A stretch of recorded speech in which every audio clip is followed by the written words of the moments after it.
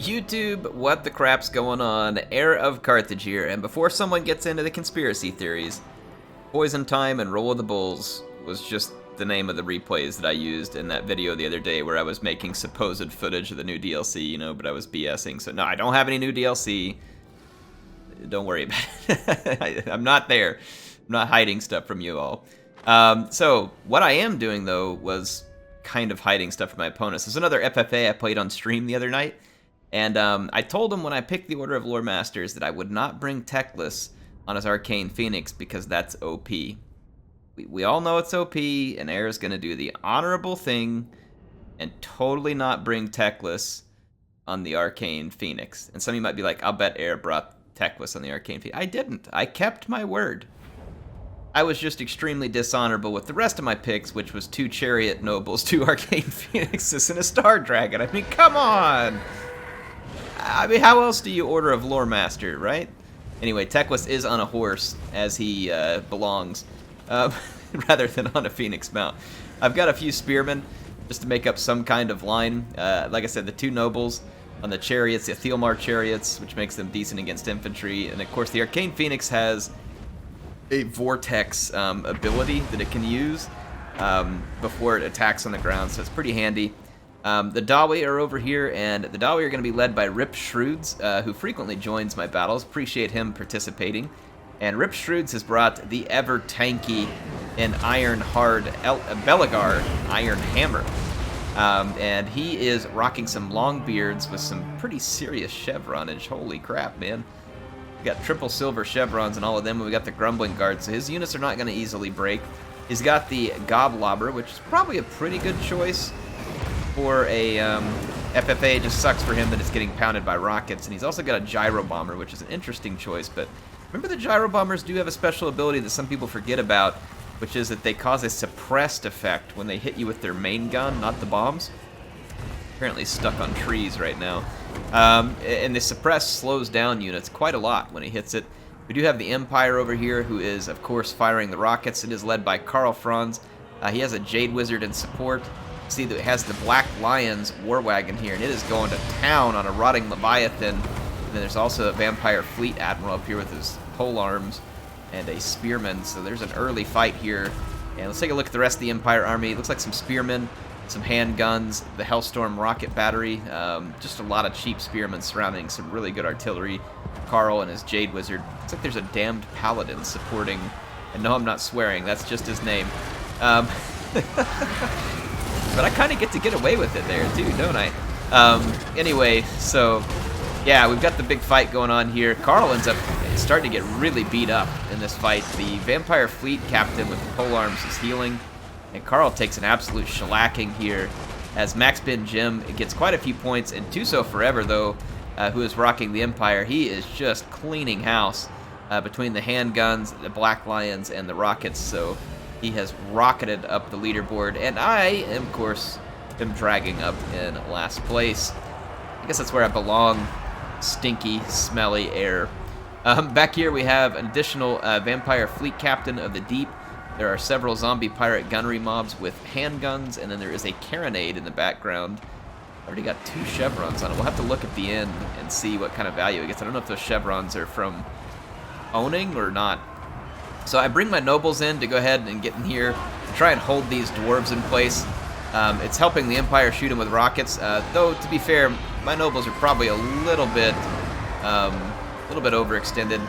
My Arcane Phoenix, again, just going to use it to kind of fix the Dawi in here so that I can get some damage done. I'm trying to blob them because I have some blob-busting spells with Tyrion. And then I've also got breath attacks from the dragon that I just used over here against Belagar. You see that I drop a Chain Lightning in here. Honestly, probably should have dropped that Chain Lightning on here in the middle, but it wasn't bad. I end up getting quite a few kills with it. And remember, the dwarves have some innate magic resistance. They still got ripped apart by that Chain Lightning. Teclis gets access to just a massive amount of winds of magic.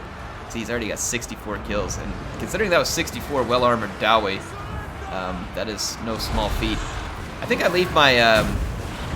I think I've left my nobles in this fight for a little too long. I'm going to use the Vortex ability of my Arcane Phoenix to try and chew through a few more of these Longbeards. And my Spearmen are just kind of acting as chaff here so that my tankier units can get some work done.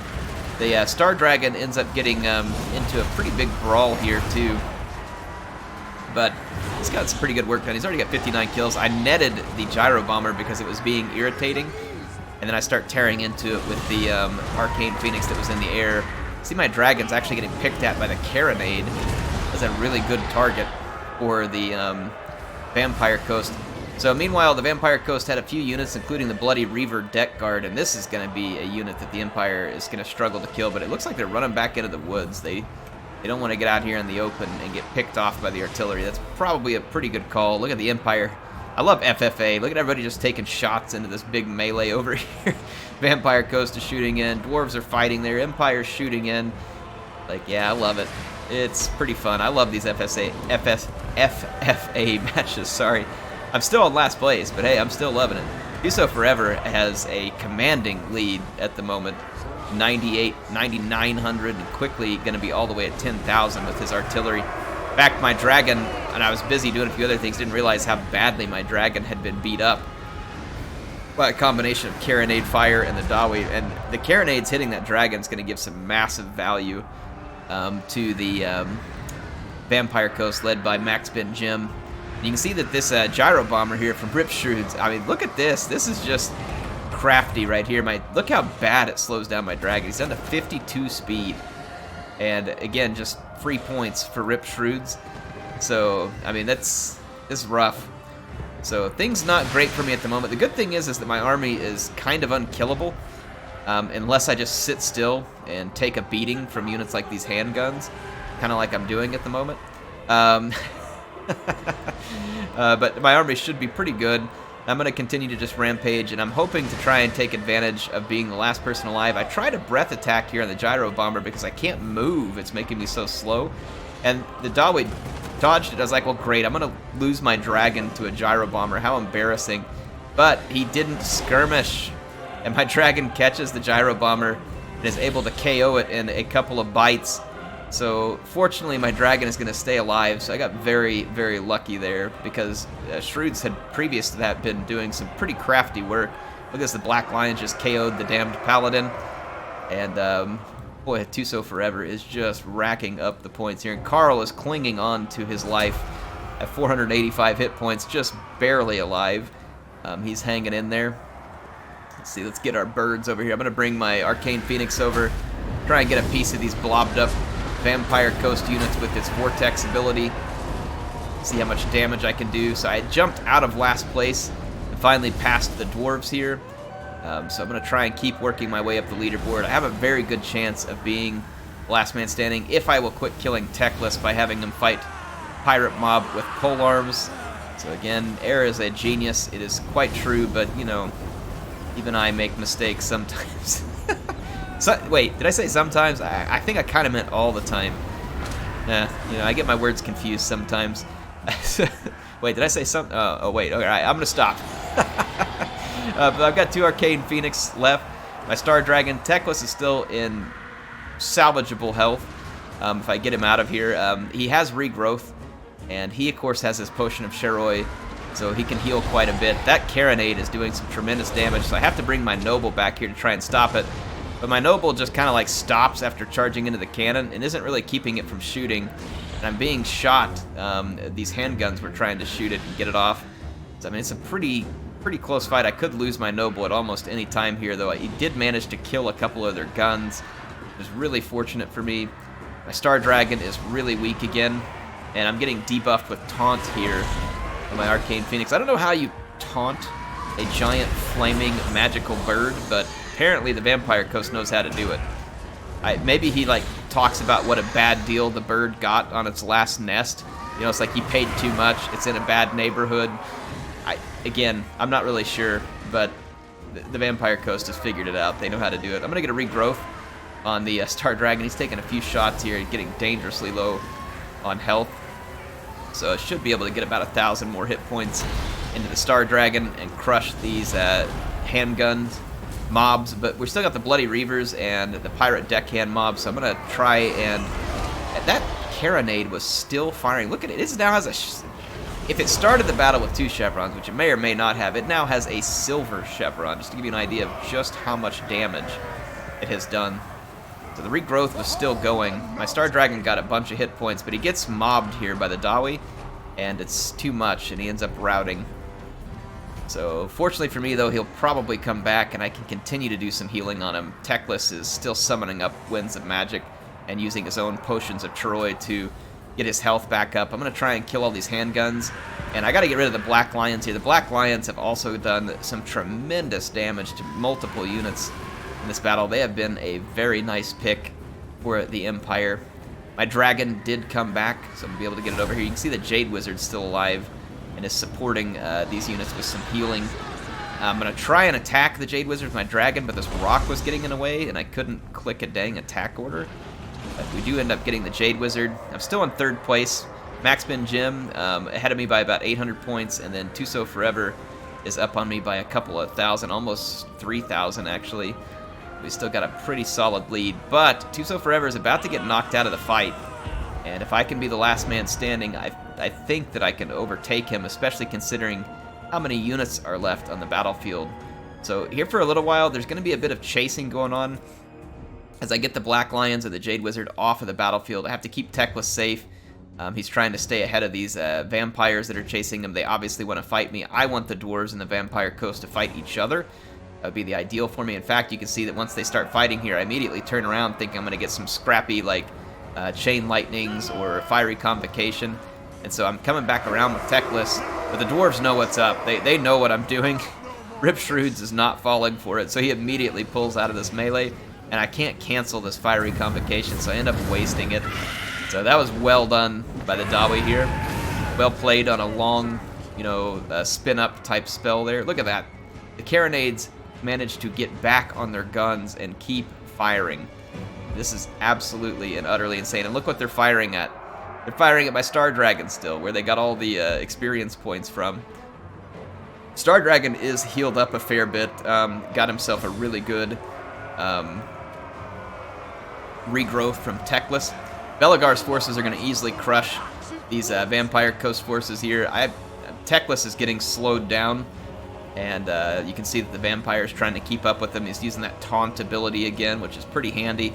It's slowing the units down. I'm not enjoying it, but, it's effective at the moment. The sad thing is if these spears lose this melee to the Carronades, they might. That's going to be close. So we can see Teclis here trying to stay ahead of the Bloody Reavers. The Bloody Reavers would be some really nice points for me. You can see Tuso Forever got knocked out of the match. He really did a fantastic job this match. Here comes another regrowth on my Star Dragon. And it restores his vigor too, so it's important to remember that regrowth not only brings back a lot of hit points, but it gets your unit up to peak fighting capacity. I'm going to hit this fleet captain, Lore of Deep, but I'm just going to try and use my bird. I have a Vortex ability ready on it. I'm going to try and use the bird to just keep these Bloody Reaver deck guard off of me. See that I'm going to try and time it here and get some of them killed. Now, they'll do damage pretty quickly to my Star Dragon. I mean, you can see him eating away at him rather quickly. When they get in there, they really start to take some chunks out quick on my large units. So I really need the Dawi to kill these Bloody Reavers for me. I'm gonna fast forward here so you'll get a feel for what's going on. I'm still trying to dive in and attack. That way I'm not just, totally running away the entire time. And I managed to take first place here. I get a Chain Lightning in that, again, Rip Shrewds beautifully dodges here. That is 2 very nice dodges on his part to not allow himself to fall victim to that Chain Lightning. It's at this point I realized, I'm not going to be the last man standing. There is no way I can plow my way through this many Dawi. I'm going to get absolutely weighed down in armor. Now, I could start cheesing and cycle charging all my flyers and run away with Teclis, but I felt like Rip Shrewds deserved better than that here, so I'm going to mostly just leave my units in combat and fight. You can see that he killed the Star Dragon, and then my Arcane Phoenix units are still fighting on. I'm like, you know what, I'm just going to get as many points as I can. If I win, I win. If I don't, then I don't. Maxman Jim is still alive. Let's see if that's his Carronade crew. I can't actually get eyes on anything. It says he's still alive. It must be the Bloody Reavers. Yeah, here they are. They're still in there. So it's the Bloody Reavers that are still in there for him. And Shrewds is just not getting all that many points off my units. I don't know. Do you get points when you're hitting something that is healed? Like, is it only so many points? Like, it doesn't count the healed hit points? I don't know how that works. If so, then, boy, it sucks when you're fighting a faction that heals that much. That Arcane Phoenix died and exploded, which managed to get me a few points. This one is routing. It's possible that it'll come back. The dwarves still have to kill these Bloody Reaver deck guard, or, Bloody Reaver deck guard. Yeah, depth guard. Wow, that gets confusing. That's a mouthful, CA. Come on. Anyway, here comes my Arcane Phoenix. I'm hoping that he'll get in here and heal. Like, there's an ability where sometimes they heal a bunch when they get down to their last few hit points, and I'm hoping that that'll happen, where I can get even more points. I know I'm not going to win. Like, there's too much here to actually win, but I can always hope that I pull off a heal here. See the Dawi putting some big hits on me. Arcane Phoenix down low. Bloody Reaver deck guards are down low. And my Phoenix gets really low on hit points and does get the heal off and explodes a few more Dawi for me. But despite getting the heal off, my unit routs. And then while it's routing, the Bloody Reavers kind of crumble and start to fall apart. And since my unit's routing and the Bloody Reavers go down, let's see, it came back right here, but then it went ahead and ended the battle. And I did end up with the victory, albeit quite close. I felt like Rip Shrewds did a really good job coming back there at the end. And honestly, this is not like a huge spread. I thought this was a really fun FFA in the end because our point spread here wasn't massive from the bottom to the top. Like, it was pretty equally distributed. So everybody had some really good moments here. Let's take a look at those units. Teclis did a lot of damage, but it wasn't of high value for me. Star Dragon did pretty good. I mean, got more value than his cost. That Carronade obviously did well. Both of my Arcane Phoenixes just did fantastic. They did a very good job, and I did pretty poorly with my Nobles. And if we go to Tuso Forever over here, Karl Franz got some pretty decent value for him. Really good on one rocket battery and pretty solid on the other. The Black Lions, I mean, they just did fantastic work. The Handgunners did really well, both units, so Tuso Forever did some really nice job there. Rip Shrewds, if we look at his units, see where he got the points from. Pretty good on the Slayers, both of them there. Let's take a look at the other units. Not a lot out of the Longbeards, and that doesn't surprise me. They're just defensive units. And not bad from Belagar. Pretty decent performance here from the Gyro Bomber as well. So Rip Shrewds did very well there. Some nice dodges in that match too. And then Max Ben Jim here, if we take a look at his units, look at this Carronade. That is disgusting. 3909 on a Carronade. I mean, that is insane. He did so much work against my Star Dragon, so that was some really fantastic work on his part. Really good value out of the Bloody Reaver deck guard, too. And let's see, his guns didn't do anything spectacular, neither did the Rotting Promethean. But I mean, between his Carronade and the Depth Guard, the Depth Guard and the Fleet Captain, the Fleet Admiral, he did very well. So thank you to Tuso Forever, Rip Shrewds, and Max Ben Jim, and to all the others who joined the stream. If you want to catch me streaming, I do it usually on Tuesdays and Thursdays. Last week we did Tuesday and Friday just because I had to shift the schedule, but it's always twice a week. It's about 8 p.m. U.S. Central Time. I am 6 hours behind British Summer Time, if you're wondering when that is. So 6 hours off of London time. But anyway, hope to see you all there sometime. HeirofCarthage signing out for now, and I will see you all soon with some more action in Total War Warhammer 2.